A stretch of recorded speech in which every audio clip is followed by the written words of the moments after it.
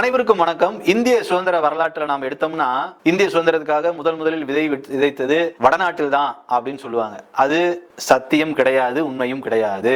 அதுல குறிப்பா பார்த்தோம்னா 1857 நடந்த சிப்பாய் கழகத்தை சொல்லுவாங்க. அதற்கு முன்பாக ஒரு சகாப்தம் முன்பாகவே தமிழகத்தில் ஒரு மாவீரன் ஆங்கிலேய ஏகாதிபத்திய பிரிட்டானிய அரசுக்கு எதிராக வரி செலுத்த மாட்டேன் என விதை விதைத்துள்ளான்.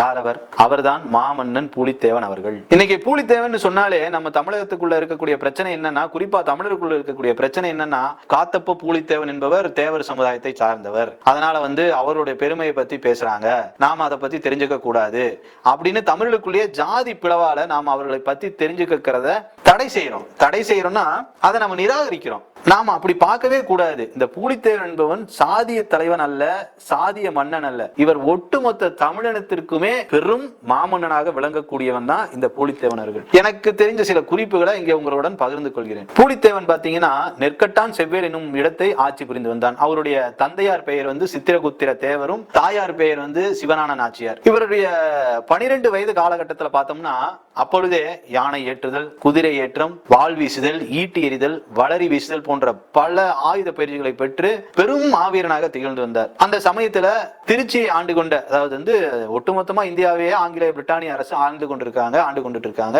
அப்ப திருச்சியில் இருக்கக்கூடிய பிரிட்டானிய அரசு என்ன பண்றாங்க, அங்கிருந்து நெற்கட்டான் செவ்வேலின் இடத்துக்கு சென்று அவரிடம் வரி கேட்கிறாங்க. யாருகிட்ட? காத்தப்ப பூலித்தேவர் இடத்துல. அந்த மாமன்னன் என்ன சொல்றாரு, வரியாக கப்பம் செலுத்த இயலாது அப்படின்னு சொல்றாங்க. அந்த காலகட்டம் பார்த்தோம்னா முதலாக ஆங்கிலேயனை எதிர்த்தது அவர்தான். வீரபாண்டிய கட்டபொம்மனுடைய மூதாதையர்கள்லாம் அதே காலத்துல வாழ்ந்தவங்க தான். அப்ப அவங்க கூட கப்பம் கட்டிட்டு இருக்காங்க. யாருக்கு? ஆங்கிலேய பிரித்தானிய ஏகாதிபத்திய அரசுக்கு. இவர் தான் அந்த ஏகாதிபத்திய அரசுக்கு எதிர்க்கு உனக்காக நான் காசுகளை செலுத்த மாட்டேன் கப்பமாக சொல்றாங்க. அதுக்கு அந்த ஏகாதிபத்திய அரசு கேட்கிறாங்க, நீ காசுகளை செலுத்தாவிட்டாலும் பரவாயில்லை, நெருமணிகளையாவது கொடு அப்படின்னு சொல்லி கேட்கிறாங்க. உனக்கு நெருமணியும் கப்பம் கட்ட மறுப்பேன் அப்படின்னு சொல்லி ஆங்கிலேய ஏகாதிபத்திய அரசுக்கு எதிராக போர் முரசை கூட்டியவர், கொட்டியவர் மாவீரன் பூலித்தேவன். அவருடைய வரலாறு இங்கு மறைக்கப்பட்டுள்ளது, வஞ்சிக்கப்பட்டுள்ளது. ஏன்னா அவரை தமிழ்ல ஒரு சொல்லு இருக்கு, மரம் என்றாலே வீரம், அப்படி என்றால் மறவன் என்றால் போர் வீரன். இவர் தேவர் சமுதாயத்தை சார்ந்தவர் பூலித்தேவன். அதனால இந்த பூலித்தேவர் செப்டம்பர் 1 ஜெயந்தி விழாவை கொண்டாடுறாங்க. இந்த ஜெயந்தி விழா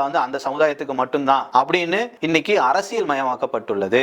நாம பூலித்தேவனை அப்படி ஒரு தனி சமுதாயத்துக்கு உண்டான தலைவனா பார்ப்பதே ஒரு முட்டாள்தனம். அவர் தனி சமுதாயத்துக்கான தலைவன் அல்ல, ஒட்டுமொத்த தமிழினத்திற்கு உண்டான தலைவன். அவருடைய படையில தான் மாவீரன் சுந்தரலிங்கனா இருந்திருக்காங்க, மாவீரன் ஒண்டி வீரன் இருந்திருக்காங்க. அவர்கள்லாம் யாரு? மாற்று சமுதாயத்தை சார்ந்தவர்கள். அந்த சமுதாயத்துடன் ஒன்றுபட்டு ஒற்றுமையா இருந்து சுதேசி எனும் இயக்கத்தை முதல்ல சுதேசி எனும் இயக்கத்தை ஆரம்பிச்சவரே மாவீரன் பூலித்தேவர் தான். எப்படி? ஆங்கிலேய ஏகாதிபத்திய அரசு பாத்தீங்கன்னா அவர்களிடத்துல அனைத்து ஆயுதமே இருந்திருக்கு, துப்பாக்கி, பீரங்கிகள். நம்ம கிட்ட வாளும் வளரியும் தான், அதை வச்சு நாம எப்படி போர் புரிய முடியும் அப்படின்னு சிந்திச்ச மாவீரன் பூலித்தேவன் அவர்கள் அங்க இருக்கக்கூடிய அத்தனை பாளையங்களையும், சுமார் 72 பாளையங்களை ஒன்று திரட்டி ஆங்கிலேய ஏகாதிபத்திய அரசுக்கு எதிராக 17 வருடங்கள் போர் புரிந்துள்ளார். அந்த 17 வருடங்களும் அப்ப எப்படி அவங்க போர் புரிஞ்சிருப்பாங்க சிந்திச்சு பாருங்க. அந்த அளவுக்கு தமிழர்களிடையே ஒற்றுமை இருந்துச்சு. ஆனா இன்னைக்கு நாம பூலித்தேவனை ஒரு சமுதாய தலைவரா, ஒரு ஜாதிய தலைவரா பாக்குறோம், ஜாதிய மன்னனா பார்த்து அந்த விழாவை நாம நிராகரிக்கிறோம். அப்படிலாம் இருக்கக்கூடிய ஒட்டுமொத்தமா தமிழர்கள் பெருமைப்படணும். எங்க தமிழகத்துல பாருங்க, இது போன்ற மா வீரன் இருந்திருக்காரு, மா மன்னன் இருந்திருக்காங்க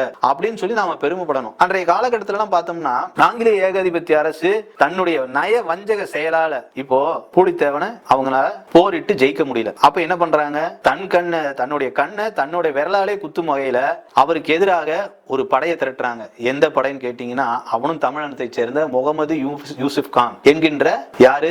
மருதநாயக். அவரும் ஒரு தமிழன். அந்த தமிழனை வைத்து இந்த தமிழகத்திற்கு துரோகத்தை விளைவித்தவர்கள் ஆங்கிலேய ஏகாதிபத்திய அரசு. அப்பேற்பட்ட ஆங்கிலேய ஏகாதிபத்திய அரசுக்கு எதிராக இந்த மருதநாயகம் எனும் கான் சாஹிப் அவர்கள் தங்களுடைய படைகளை மட்டும் திரட்டாம அவர்களுக்கு எதிராக திருச்சி கள்ளர்கள், சிவகங்கையை ஆண்ட கள்ளர்களும் மறவர்களும் மற்றும் தமிழின சாதிகள் ஒவ்வொன்றையும் சேர்த்து ராமநாதபுரத்தில் இருக்கக்கூடிய மறவர்கள், அகமுடையார்கள் போன்ற அவர்கள் சொந்த சாதியினரையே வைத்து போர் புரிந்து அவர்களுக்கு எதிராக போரிட்டு பல கொலைகள், பல படுகொலைகள், பாதக செயல்களை புரிந்தார்கள் இந்த கான் சாஹிப் அவர்கள். அப்பவும் மாவீரன் பூலித்தேவனை வீழ்த்த முடிஞ்சா? வீழ்த்தவே முடியல. இன்னைக்கு நாம இப்பேற்பட்ட தலைவனை நாம பேசுறது இல்ல, அவர்களுடைய வரலாறு தெரிஞ்சுக்கிறது இல்ல. நம்ம பாட புத்தகத்திலே இவர்களை பத்தி எல்லாம் சொல்றது இல்லை. ஏன்னா இவர்களை ஜாதி குறியீடை வைத்து நம்ம எல்லாம் இவர்கள் தேவர்கள் அப்படின்னு சொல்லி நாம பார்க்கிறோம். அப்படி பார்க்கவே கூடாது. மாவீரன் பூலித்தேவன் என்பது ஒட்டுமொத்த தமிழகத்திற்கான தலைவன், ஒட்டுமொத்த தமிழகத்திற்கான மாமன்னன். மாமன்னன் அவர்களை போல ஆட்சி புரிந்தவர்கள் யார் சொல்லுங்க?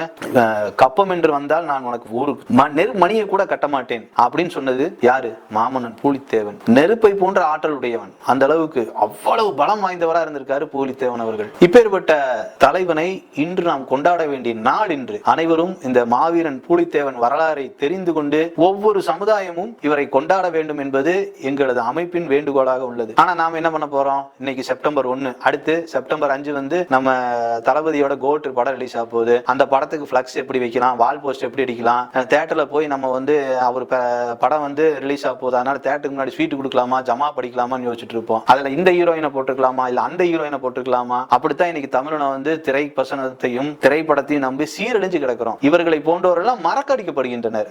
இப்பவும் பாருங்களேன், இந்த வீடியோ எல்லாம் பாத்தீங்கன்னா வீடியோ வியூஸ் போகுமான்னு தெரியாது. ஏன்னா நான் வந்து பூலித்தேவனை பத்தி பேசுறேன் அப்படின்னு சொல்லி எங்க ஊர்ல இருக்கக்கூடிய நண்பர்களே பார்க்க மாட்டாங்க. பாரு ஜாதியை பத்தி பேசுறான் அப்படின்னு நினைச்சுக்குவாங்க. இவர்கள் ஜாதிய தலைவர்கள், இவர்கள் ஜாதி மன்னன் அல்ல. இவர்கள் எல்லாமே வந்து நம் இனத்தின் முன்னோடிகள், உண்மையான வரலாற்று நாயகர்கள் இவர்கள். இவர்களை நாம வந்து கொண்டாடுவதை தவிர்த்து திரைப்படத்தில் நடிக்கக்கூடிய போலி நாயகர்களை நம்பி இந்த தமிழகம் சென்று கொண்டிருக்கிறது. அது மட்டுமா, இன்னைக்கு நாம படிக்கக்கூடிய பாட புத்தகங்களை பார்த்தோம்னா உமாயூன் தி மாஸ், Alexander the great, Akbar the great அப்படின்னு சொல்லி படிக்கிறோம். இவர்கள் வந்து எந்த மதம், எந்த நாட்டை சேர்ந்தவர், எங்கிருந்து வந்தவர்கள்? இவர்களெல்லாம் வந்து கிரேட்னா தன்னுடைய சொந்த மண்ணில் பிறந்து தன்னுடைய சொந்த மண்ணிற்காக போராடியவர்கள் தானே கிரேட். இவர்களை பற்றி நாம் தெரிந்து கொள்ள வேண்டும். தயவு கூர்ந்து எந்த மொழி வேறுபாடும் இன்றி, எந்தவித சாதிய வேறுபாடும் இன்றி ஒவ்வொருவரும் மாமன்னன் பூலித்தேவனை கொண்டாடுவது நம் சமுதாயத்தினருக்கும் நம் முன்னோர்களுக்கும் செய்யக்கூடிய கடமை என கூறி நன்றி கூறி விடைபெறுகிறேன்.